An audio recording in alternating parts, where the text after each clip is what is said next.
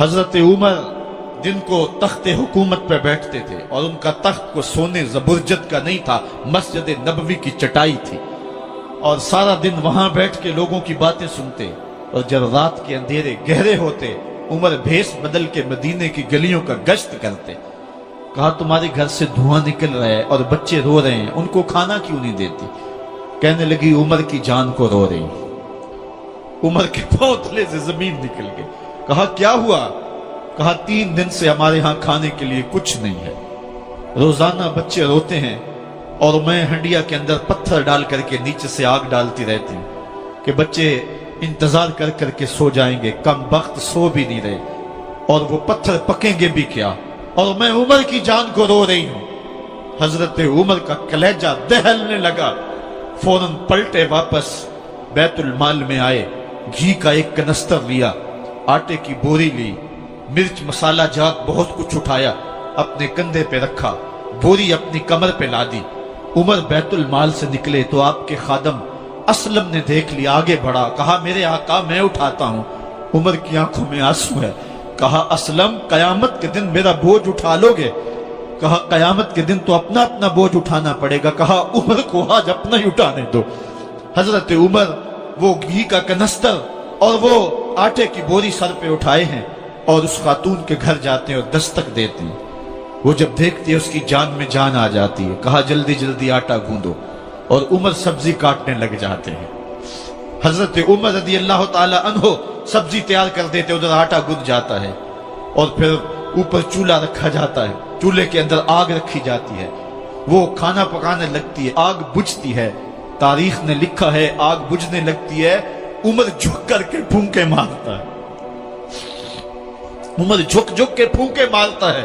کھانا پک گیا اور بچوں کے سامنے کھانا رکھ دیا، بچے کھا رہے ہیں۔